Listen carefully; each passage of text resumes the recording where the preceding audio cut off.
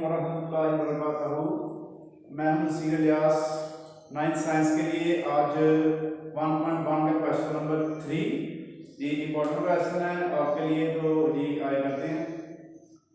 Find the values of A B C and D which satisfy the equation.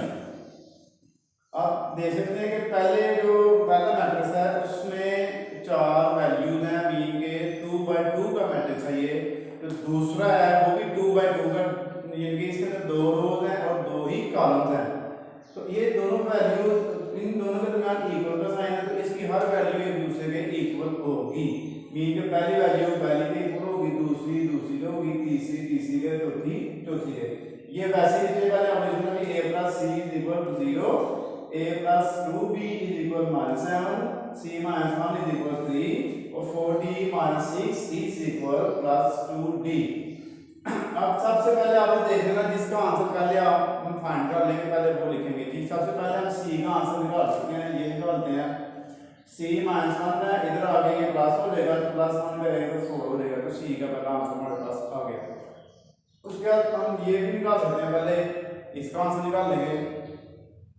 D वाली दोनों हमने left side ले जानी है, उसके साथ ये उसको राइट साइड ले देना जी। 2d का प्लस है, इधर हो गया माइनस, और ये 6 इधर माइनस है, तो ये इधर हो गया प्लस। प्लस कैसे आप लगाते नहीं, ये समझाने के लिए आपको लगा रहा हूं, जिसका कोई साइन ना हो सकता तो प्लस का साइन ही होगा। 4d में 2d निकाल दें तो पीछे हमारे पास आ गया कितना 2d।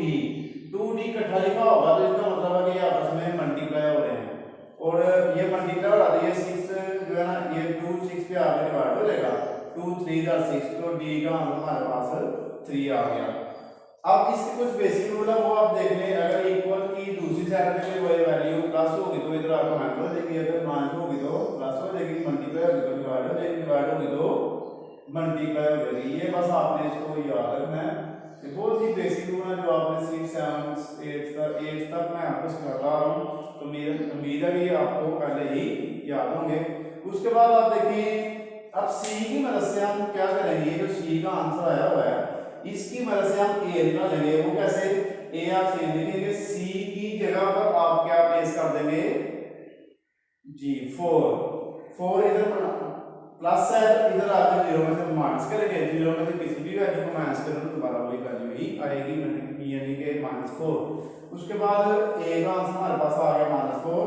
अब हम ये b का निकालेंगे यहाँ से, तो जहाँ पर a है ना वहां पे हम रखेंगे -4 ये वाला, बाकी ये 2b ऐसे आ गया, -7b वैसे ही आ गया, तो -4 है उधर इस साइड पे आके लगेगा ये +4, तो -7 में से +4 माइनस करें तो -3 आएगा, ये बड़ी बड़ा साइन आएगा। तो फिर ये 2 और b है, 2b आपस में हो रहे हैं मल्टीप्लाई, तो आप इधर आके क्या हो जाएगा जी डिवाइड, तो -3 / 2। ये देखिए हमारे पास अब आंसर आ गया, a का भी आ गया, b का भी, c का भी और d का भी, 4 आंसर आ गए। इसकी आपने एक दफ़ा प्रैक्टिस कर लेनी है और खूब अच्छी तरह घर में स्टडी करनी है जी। अल्लाह हाफिज़, जज़ाकल्लाह।